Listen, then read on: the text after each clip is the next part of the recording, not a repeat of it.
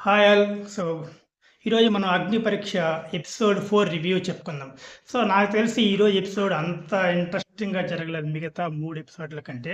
So, candidates content చాలా అంత ఇంట్రెస్టింగ్‌గా అనిపించలేదు. సో, ఫస్ట్ మనం ఎపిసోడ్‌లోకి వెళ్ళిపోతే, సో, ఫస్ట్ ఈ ఎపిసోడ్‌లోకి లక్ష్మీ దీపక్ సేనాపతి అనే ఒక అతనొచ్చాడు. సో, అతను వస్తూ వస్తూ ఒక డాన్స్ రారా రై రై రారా అంటూ డాన్స్ చేసుకుంటూ డాన్స్ చేసుకుంటూ వచ్చాడనమాట. అతను చెప్పాడు, నేను 2021 వరకు చాలా ఫ్యాట్‌గా ఉన్నాను. తర్వాత నేను స్లిమ్‌గా మారాను. క్రికెట్ ఆడేవాడిని. సో, క్రికెట్‌లో స్లెడ్జింగ్ చేసి అక్కడ ఫైట్ జరిగింది. అంత ఇంట్రెస్టింగ్‌గా అనిపించలేదు అతని స్టోరీ ఇది. తర్వాత అతను ఫార్మ్‌లో రాసాడు, నేను హెయిర్ కట్ చేయను. ఆహ్, అంటే అక్కడ హెయిర్ కట్ చేయవా? బా మీసం తీసుకోవా? గడ్డం తీసుకోవా? అని అతనే ఒక కంటెంట్ క్రియేట్ చేసేలాగా దాన్ని రాసినట్టు అనిపించింది. అక్కడే అతను ఈజీగా దొరికిపోయాడు. నలుగురు జడ్జెస్‌కి ఈజీగా దొరికిపోయాడు. అతనికి ట్రిమ్మర్ కూడా ఇచ్చి మీసం, గడ్డం తీసుకోమని చెప్పారు. నేను జుట్టయితే తీయను. సరే మీసం మీద తీస్తా అన్నాడు. ఫార్మ్‌లో ఏం రాసాడు? తీయను అని చెప్పాడు. సో, అక్కడ అతను కావాలనే ఇలా రాస్తే ఖచ్చితంగా ఈ క్వెషన్ అడగతారు. సో, చూడండి కంటెస్టెంట్లు ఎంత తెలివిగా ఉన్నారు. సో, అని అది రాసి క్రియేట్ చేసి ఆ క్వెషన్ రాయించుకున్నాడు. ఈజీగా దొరికాడు. 2 రెడ్లు పడ్డాయి. సో, అభిజిత్ ఒక ఛాన్స్ ఇచ్చి అతన్ని ఆహ్, గ్రీన్ గ్రీన్ పంపించి, ఓకే, చూద్దాం నెక్స్ట్ కంటెంటు ఆహ్, నెక్స్ట్ రౌండ్‌లో ఏముందో చూద్దామని చెప్పారు. సో, తర్వాత తర్వాత వచ్చింది అపూర్వ. అపూర్వ వచ్చింది. ఈ ఎపిసోడ్‌లో ఈమె చాలా ఫ్లూయెంట్‌గా మాట్లాడింది. బాగా ఇంప్రెస్ చేసింది. తన నవ్వుల స్పాంటేనియస్ పంచులు 'బిగ్ బాస్' ఆ షో గురించి గాని, తన మీద తను మాట్లాడి ఒక యాంకర్ లాగా, న్యూస్ రీడర్ లాగా మాట్లాడి ఎంత ఫ్లూయెంట్‌గా ఉందంటే నవ్వులే నవ్వులు, నాన్ స్టాప్ నవ్వులుగా మాట్లాడింది. సో, కానీ అక్కడ శ్రీముఖి ఎక్కడి నుంచో ఒక సోర్స్ పట్టుకొని, మీకు అభిజిత్ అంటే నచ్చరు కదా! ఎందుకంటే అక్కడ తను చెప్పింది, ఇలా గేమ్‌లు ఆడకుండా అభిజిత్ గెలిచాడు. ఇది నా ఒపీనియను. నేను ఆహ్, అఖిల్ కన్నా బాగా చదువుకున్నా అని అభిజిత్ చెప్పడం అది నాకు నచ్చలేదు. అంటే అక్కడ Abhijit, okay, thanks for telling that, నేను ఎందుకు చెప్పాను. అక్కడ రేషన్ టాస్క్ పరంగా జరిగింది. ఆ టాస్క్‌లో మ్యాథ్స్ సరిగ్గా అతను చెప్పలేకపోయారు. నేను అందులో టాస్క్ చెప్పి, సో, అక్కడ నా ఎడ్యుకేషన్ ఉంది. నేను చేయగలను అని అతను చెప్పి చెక్కడంలో కరెక్ట్ అని చెప్పాడు. అందువల్ల అక్కడ మిస్‌ఫైర్ అయింది తనకి. బాగా స్టార్టింగ్‌లో ఎంత జోష్ వచ్చిందో అది అంత లాగ్ అయిందనమాట. సో, అయినా సరే ఒకే ఒక గ్రీన్ వచ్చింది. ఒక గ్రీన్ వచ్చి తను నెక్స్ట్ రౌండ్‌కి పంపించారనమాట. తర్వాత వచ్చారు ఎవరు? రోహిత్ నాయుడు. ఇది ఈ ఎపిసోడ్‌లో కొంచెం ఇంట్రెస్టింగ్ పాయింట్ ఉంది. అతను చెప్పాడు, చిన్నప్పుడే మా నాన్న మమ్మల్ని వదిలి వెళ్ళిపోయాడు. నేను, మా మమ్మీ, మా మదర్, సిస్టర్ ముగ్గురమే ఉన్నాము. చాలా స్ట్రగుల్స్ అయ్యాము. ఇప్పుడు డీసెంట్‌గానే ఉంది అని చెప్పి, నేను చాలా కూల్ అండ్ స్వీట్ పర్సన్ అని చెప్పాడు. ఇక్కడ బిందు మాధవి సడన్‌గా అతనికి స్వీట్ పెట్టి సడన్‌గా నీళ్లు మొహం మీద ఇలా చల్లిందనమాట.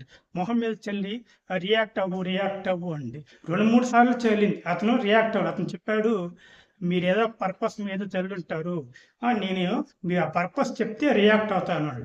సడన్‌గా నీళ్ళు చల్లి రియాక్ట్ అవ్వమంటే ఎట్లా? సో, వాళ్ళు ముగ్గురు జడ్జెస్. ఇతను కంటెస్టెంట్. అక్కడ డిఫరెన్స్ ఉంది. ఇద్దరు కామన్ కాదు కదా! ఇద్దరు కంటెస్టెంట్లు కాదు. ఇద్దరు జడ్జిలు కాదు. తను ఎలా రియాక్ట్ అవుతాడు? So, what he did is correct. అక్కడ ఎవరైనా రియాక్ట్ అవ్వలేరు. రియాక్ట్ అయితే ఏమవుతుంది? స్ట్రెయిట్ అవే నామినేషన్, నువ్వు ఇంత త్వరగా రియాక్ట్ అవుతున్నావు, ఇది నువ్వు ఓపిక ఉండదురా అని అక్కడ ఎలిమినేట్ చేస్తారు. అక్కడ తను ఏది చేసినా అతనికి అది బ్యాక్ అవుతుంది. అలాగే తను రియాక్ట్ అవ్వలేదు, నువ్వు రియాక్ట్ అవ్వవా అని 2 రెడ్‌లేసారు. కానీ అభిజిత్ వచ్చి, ఓకే. సో, పేషెన్స్ చూపించడం కూడా క్వాలిటీనే. Okay. We want to see next round అని చెప్పాడు. ఇక్కడ బిందు మాధవి అలా ఫోర్స్‌గా నీళ్లు కొట్టి రియాక్ట్ అవ్వు అనేది నాకు కరెక్ట్ అనిపించలేదు. తనొక ఆల్రెడీ పొజిషన్‌లో ఉంది. తనెలా రియాక్ట్ అవుతాడు? అవ్వలేడు. నెక్స్ట్ వచ్చిన కంటెస్టెంట్ గౌరి. సో, తను రాగానే ఒక కూచిపూడి డాన్స్ వేసింది. డాన్స్ వేసి సూపర్‌గా డాన్స్ వేసి చెప్పాలి, నిజంగానే చెప్పింది.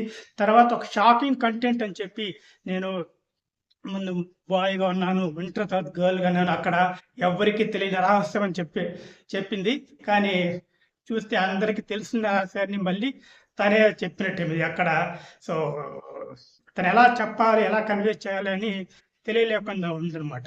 సో కొంచెం ముందుగా ప్రీ ప్లాన్డ్‌గా ఈ విషయాన్ని ఎలా చెప్పాలి, ఇలా చెప్పాలని చెప్పుంటే బాగున్ను. సో తను చెప్పిన మాటలు కొంచెం ఆహ్, కరెక్ట్‌గా ప్రాపర్‌గా పెట్టలేకపోయింది. ఆ షాకింగ్ విషయాన్ని సర్ప్రైజ్ చేద్దాం అనుకున్న ఆ ట్రాన్స్ విషయాన్ని అది సర్ప్రైజ్ చేయలేకపోయింది. అందువల్ల అది తనకి కొంచెం బ్యాక్ ఫైర్ అయినా ఓకే. సరే నెక్స్ట్ రౌండ్‌లో చూద్దాం అని తనకు కూడా ఒకే ఒక ఆహ్ గ్రీన్ వచ్చి నెక్స్ట్ రౌండ్‌లో హోల్డ్‌లో పెట్టారు. ఇంకా ఒక 5, 6 మంది కంటెస్టెంట్లు వచ్చారు. కానీ వాళ్ళకి పెద్ద కంటెంట్ చెప్పలేదు. వాళ్ళకి కొంతమందికి గ్రీన్ వచ్చి పెద్దగా మాట్లాడలేదు. తర్వాత చివరగా గ భాగ్య అని నెల్లూరు అమ్మాయి వచ్చింది. మ్యారేజ్ అయిపోయింది. మా రిలేటివ్‌ని మ్యారేజ్ చేసుకున్నా అని చాలా సాగదీశారు ఆమె కథ. ఆ మ్యారేజ్ ఎలా చేసింది, ఎలా చేసుకుంది, లవ్ ఎలా చేసింది, ఆ చేపల కథ, చేపలు అమ్మడం. సో ఎవరికైనా ఏదైనా నువ్వు కంటెంట్ స్క్రిప్ట్ ఇస్తే వాళ్ళు ఖచ్చితంగా చేస్తారు. సో కొంతమందికి ఏం జరుగుతుంది, స్పేస్ ఎక్కువ ఇస్తున్నారు, మాట్లాడిస్తున్నారు, ఇంటరాక్ట్ అవుతున్నారు.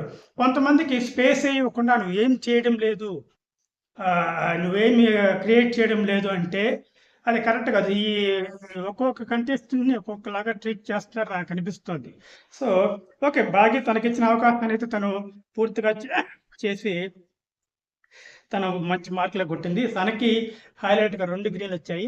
ఆయన టాప్ పొజిషన్‌కి వెళ్ళలేదు. సో తను best performer in the episode. అది. సో మీరేమనుకుంటున్నారు? ఈ ఎపిసోడ్‌లో కంటెస్టెంట్‌లు వాళ్ళ పర్ఫార్మెన్స్ ఎలా వచ్చాయి? జడ్జెస్ వాళ్ళిచ్చిన రేటింగ్ గ్రీన్ కరెక్టేనా? ఆహ్, మ ఈ జడ్జెస్, జ్యూరీస్ ఎలా అజమాయిషీగా బిహేవ్ చేయడం, వాళ్ళు కేటాయించడం మీకెలా అనిపిస్తుంది? కామెంట్ చేయండి.